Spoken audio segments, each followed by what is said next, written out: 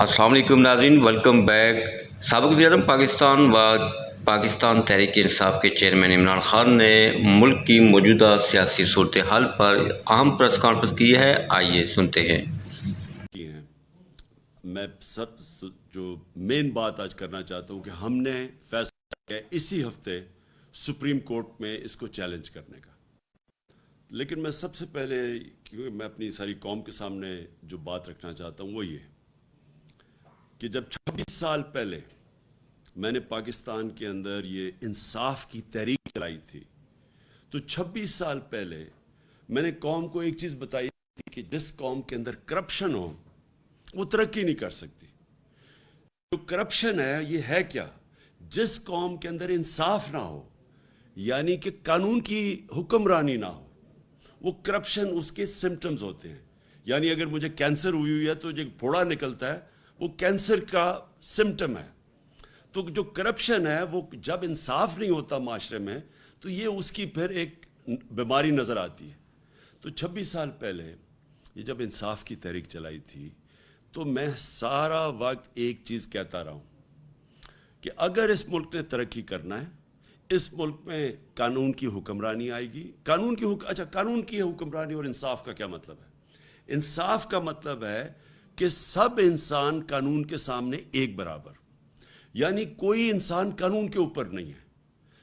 اور قانون کا مطلب یہ جو وہ بھی میں واضح کر دوں کہ ہمارے نبی صلی اللہ علیہ وسلم نے تقریباً 1500 سال پہلے آج سے جو بات کہی تھی وہ بار بار میں اپنی قوم کو بتانا چاہتا ہوں کہ تمہارے سے پہلے بڑی قومیں تباہ ہوئیں جدھر طاقتور کے لیے ایک قانون اور اس کو آپ اگر وہ جرم کرے، اگر چوری کرے تو اس کو سزا نہ دو، اور جو چھوٹا کمزور چور ہو اسی کو جیلوں میں ڈالو۔ یعنی جس ملک میں ایک طبقہ قانون سے اوپر ہو، قانون نچلے غریب کمزوروں کے لیے ہو لیکن طاقتور کے لیے اگر وہ قانون سے اوپر ہو تو وہ ملک تباہ ہو جاتے ہیں، بنانا ریپبلکس بن جاتے ہیں۔ وہ ملک ان کا کوئی مستقبل نہیں ہوتا۔ اگر آج ایک قوم امیر ہے تو وہ اس لیے نہیں کہ وہاں وسائل زیادہ ہے، اور اگر آپ قوم میں غربت زیادہ ہے تو وہ اس لیے نہیں کہ وسائل کی کمی ہے۔ کمی ایک ہی چیز کی ہے، انصاف کی۔ جس ملک کے اندر انصاف نہیں ہے، یعنی طاقتور قانون کے نیچے نہیں ہے، وہ ملک کبھی بھی ترقی نہیں کر سکتا۔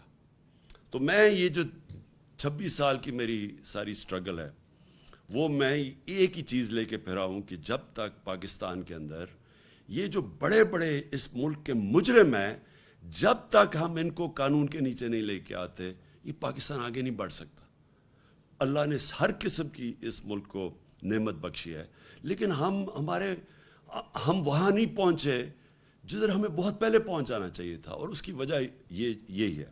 اب یہ جو ہوا ہے اسمبلی کے اندر، یہ ایک میں اب اس کو کس طرح آپ کو بتاؤں کہ یہ ایک ملک سے کب مذاق اڑایا گیا ہے، یہ ملک کی توہین ہوئی ہے۔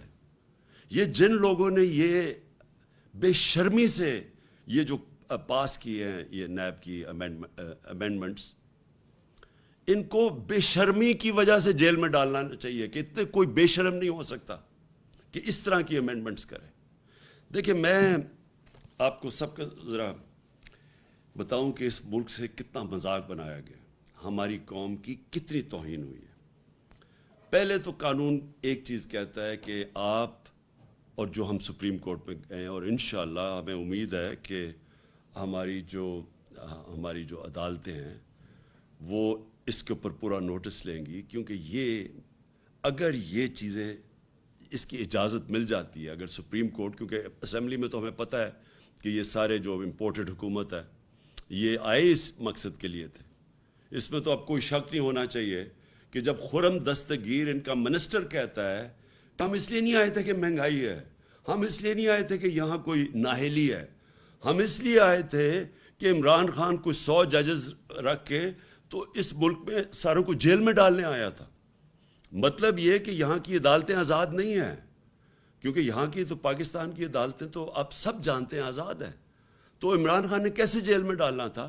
صرف کرپشن کے کیسز ہی تیز پروسیس کرنے تھے تو انہوں نے کہا کہ یہ شہباز شریف جیسے لوگوں نے جیل میں ہونا تھا. شہباز شریف نے جیل میں اس لیے نہیں ہونا تھا کہ عمران خان نے اس کو جیل میں ڈالنا تھا. اس نے اس لیے ہونا تھا کہ اس کے اور اس کے بچوں کے 24 ارب روپے کے کیسز ہیں. 8 ارب نیب میں، 16 ارب ایف آئی اے میں. اور اگر وہ بے قصور تھا تو اسے کس چیز کا ڈر ہے؟ پھر سے میں کہتا ہوں عدالتیں آزاد ہیں. تو سب سے پہلے یہ کوئی قانون نہیں بنا سکتا اس ملک میں جو پرسن سپیسیفک ہو. یعنی قانون ہوتا ہے اجتماعی. یہ نہیں ہو سکتا کہ عمران خان اپنے لیے کوئی امینڈمنٹ پاس کے اپنے لیے کوئی قانون بنا لے. اب ذرا ایک چیز میں بتاتا ہوں کہ ہوا کیا ہے. کیسے آصف زرداری بھی اب بچ جائیں گے، نواز شریف اور ان کی بیٹی مریم شریف وہ بھی بچ جائیں گے. اب کیسے وہ سارے ان کے پولیٹیشین جن کے اوپر کیسز تھے نیب کے اندر وہ کیسے بچیں گے. آصف زرداری فیک اکاؤنٹس میں کیسے بچ جائے گا. یہ صاف قانون. میں تو صرف وہ چیزیں آپ کے سامنے لے کے آ رہا ہوں جن سے یہ سب اب بچیں گے. تو سب سے پہلے فیک اکاؤنٹس. آپ کو پتہ ہے اومنی گروپ، آصف زرداری جو ریلیٹڈ تھا، ان کے کتنے اربوں روپیہ فیک اکاؤنٹس میں ملا. اور شہباز شریف کا بھی آپ کو پتہ ہے کہ وہ ٹی ٹیز جو اس نے باہر سے کروائیں 8 ارب روپے کی.